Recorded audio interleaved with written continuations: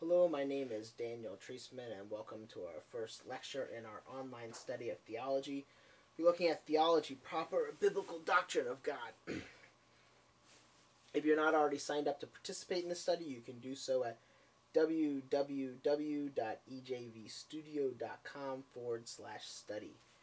The study is being put on by Tom Needs to Study More. So far as I know, the only online resource specifically designed to get my friend Tom to study more. As we progress on the study, what we'll be doing is we'll be looking at some verses in Scripture and then trying to create a biblical model of who we believe God is. And then we'll be taking that biblical model of God, and as we continue on in our doctrinal study, we'll use that to understand the Scriptures better.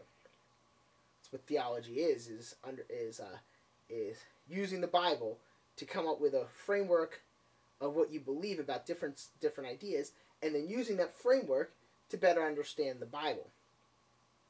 The Bible is going to be our main resource as we go on throughout this study. But you might argue why we're using the Bible as the main resource. We'll make a case for that when we get to bibliology. But until then, that's the approach we'll be taking, is to try to use the Bible as our guidelines for developing a theological picture of who God is. But today, what we want to do is, in our first session, is try to just do a brief introduction to God. So, if we were to walk down the street and bump into God, first thing we generally do when we meet someone is we shake hands and we say hello, and we introduce them and give them our name. What we want to do today is learn a little bit about the name of God. You learn a little bit. You can get some insight into the character of someone or the identity of someone by learning their name.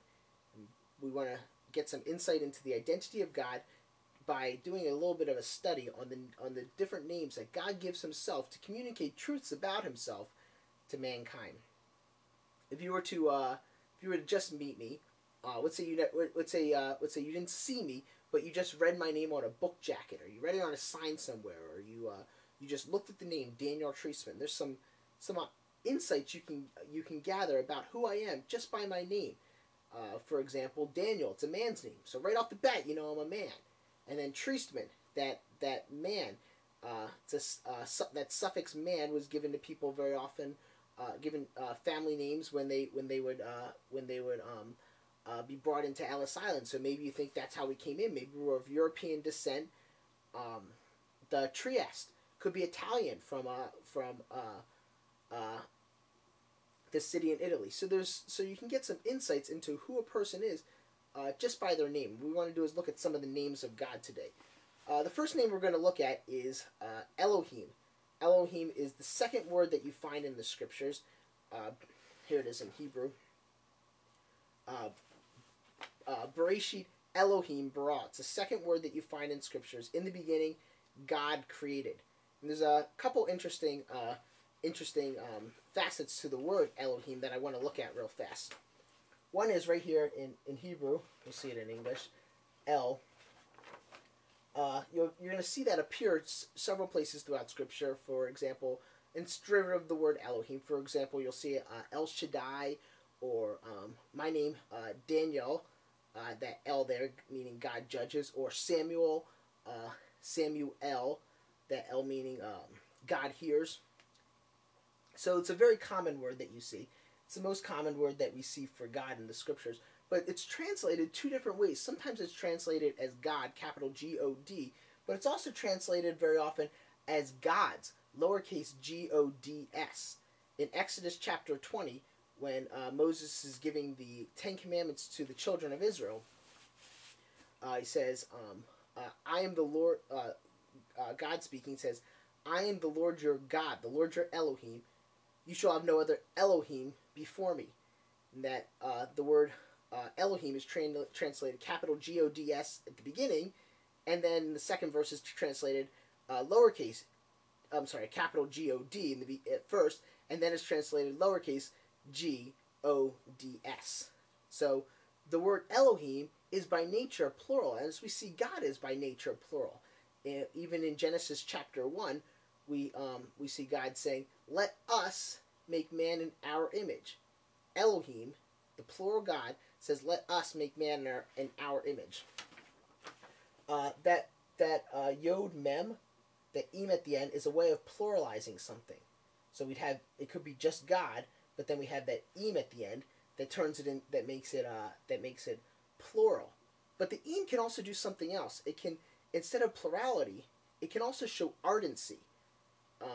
Like, for example, when I used to do at college, I would have to do like a research paper on Hitler. And here's what I would do.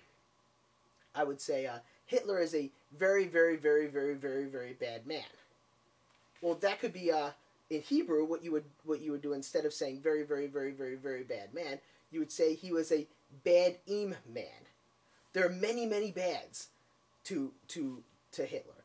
Just like there's that plurality, so you could say that God is plural, but God is also super God. He's so much God. He's multiple God. He's God to the extreme.